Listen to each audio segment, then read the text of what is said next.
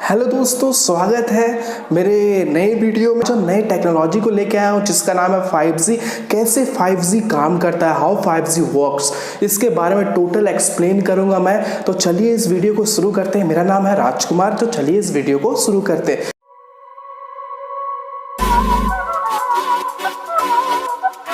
तो दोस्तों, अगर आपको 5G के बारे में जानना है तो इसके लिए बहुत सारे टर्मिनोलॉजी है, उसको पहले डिस्कस करते हैं। तो इससे भी पहले हम ये डिस्कस करते हैं कि कैसे सारे 1G से 5G तक का ये जो ट्रांसफॉर्मेशन था। तो जो 1G था उससे क्या हुआ था कि वो हमें फ़ोन कॉल्स के लिए यूज़ होता था। फिर 2G जो आया उससे क्या हुआ कि ये हमारे जो मैसेज है उसको बड़ा आसान कर दिया। उसके बाद जो हमारा 3G था, 3G हमें क्या किया, ऑनलाइन लाना स्टार्ट किया, ठीक है। और जो हमारा 4G था वो हमारे इंटरनेट को स्पीड दिया। और जो हमारे 5G है, तो चलिए अब 5G के बारे में जानते हैं। 5G को समझने के लिए आपको टर्मिनोलॉजी के बारे में जानना होगा कि क्या क्या टर्मिनोलॉजी है। तो सबसे पहला जो आपका टर्मिनोलॉजी है उसका नाम है मिलीमीटर वेव। तो मिलीमीटर वेव क्या करता है कि जैसे कि हमें पता है कि हमारा जो स्मार्टफोन एक सर्टेन बैंडविड्थ पे काम करते हैं जो कि 6 गीगाहर्ट्ज है। तो 6 गीगाहर्ट्ज में क्या हो गया कि बहुत ज़्यादा कंजस्शन आ गया है। तो इसमें क्या होता है कि बहुत ज़्यादा यूज़र आ गए हैं। तो उस यूज़र से क्या हो गया कि सबका जो स्पीड है वो घट चुका है।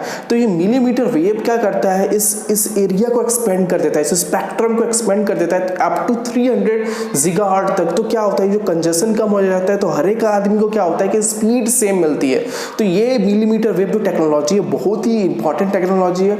लेकिन ये जो मिलीमीटर वेव जो है इसमें क्या होता है कि ये आपका जो मतलब जो भी एंटीना पे लगा हुआ होता है, ये क्या होता है, ये जो वॉल्स होते हैं, जो हमारे बिल्डिंग का जो दीवार होते हैं उससे वो पार नहीं हो पाते। तो उसको सॉल्व करने के लिए एक नया टेक्नोलॉजी आया है जिसका नाम है स्मॉल सेल। तो स्मॉल सेल टेक्नोलॉजी क्या करता है दोस्तों, ये क्या होता है कि ये छोटे छोटे टावर्स जो होते हैं हर एक अपार्टमेंट में, हर एक मोहल्ले में ये लगा हुआ होता है। उससे क्या होता है कि ये जो हमारा मिलीमीटर वेव्स जो आ रहे हैं वो जो ट्रांसपेरेंट नहीं थे हमारे वॉल से, तो वो ये क्या करता है, ये जो वॉल से ये टकरा कर लौट जाते थे। तो इसका सॉल्व कर देता है स्मॉल सेल टावर। क्या करता है, वो सिग्नल्स को, ये मिलीमीटर वेव वाले सिग्नल्स को ये कैप्चर करता है और ये एक स्मॉल सेल टावर से दूसरे स्मॉल सेल टावर जो हमारे बिल्डिंग वाला है वहां दे देता है। और फिर मतलब ये स्मॉल रेंज के लिए काम करता है, लेकिन इसमें स्पीड बहुत ज्यादा आती है और ये वॉल से भी ट्रांसपेरेंट हो जाता है। तो वो हमें वहां पे क्या होता है कि हमारे सिग्नल जो है बहुत ज्यादा एक्यूरेट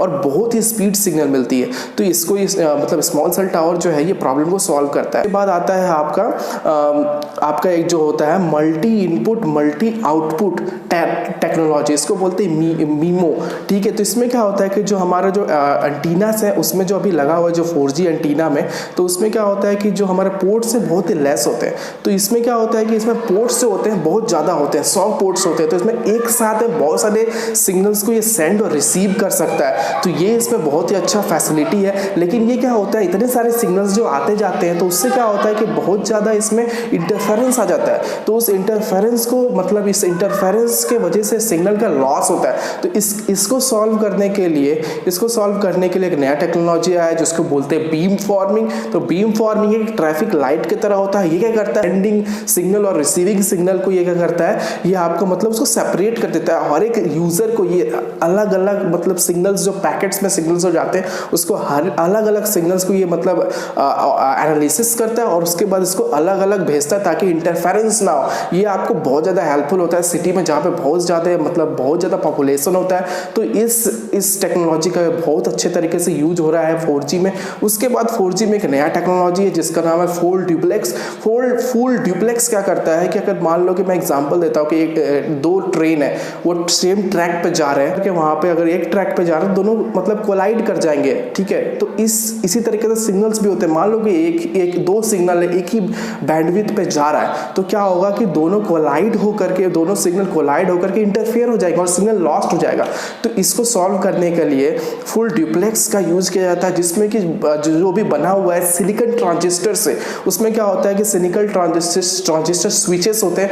वो क्या करता है कि अगर कोई सिग्नल अगर सेम बैंडविड्थ पे आ रहा है तो ये क्या करते हैं कि कि वो सिग्नल को मतलब कि स्विच के थ्रू मतलब कि बाईपास कर देते हैं, मतलब कि दूसरे डायरेक्शन में कर देते हैं, या फिर थोड़ी देर के लिए उसको टर्न कर देख सकते हैं। जैसे कि एग्जांपल आप ट्रेन में देख सकते हैं कि जैसे एक ट्रेन इधर से आ रहा है, एक ट्रेन इधर से जा रही है, तो अगर जैसे कि इस ट्रेन दोनों जा रही है तो एक को लेफ्ट टर्न करा दिया, एक को राइट टर्न करा दिया, तो उससे क्या होता है कि ये दोनों सिग्नल आराम से जा सकते हैं और इंटरफेयर नहीं हो सकते। तो ये सारे टर्मिनोलॉजीज से दोस्तों आपके 5G में, तो अब 5G को समझना बहुत आसान हो जाएगा। के थ्रू मैं बताता हूँ कि जियो जो है अपना 4G जो है, 4G के जो टावर है उसको एज अ बैकबोन यूज कर रहा है 5G के लिए। तो इसमें क्या होता है कि आपका मिलीमीटर जो वेव के जो एंटीनास है वो आपके जो 4G एंटीना है उसी पे लगाए जाते हैं, और वो वहाँ से सिग्नल भेजता है स्मॉल सेल एंटीनास को, और फिर स्मॉल सेल एंटीनास क्या करते हैं, यूजर को दे देते हैं। और बीमो जो टेक्नोलॉजी था उससे क्या होता है कि बहुत ज़्यादा सिग्नल्स रिसीव और सेंड कर सकते हैं, और इसका जो इंटरफेरेंस है इसको रोकता है हमारा जो है टेक्नोलॉजी, जो है बीम फॉर्मिंग टेक्नोलॉजी के थ्रू ये रुक जाती है। जो मतलब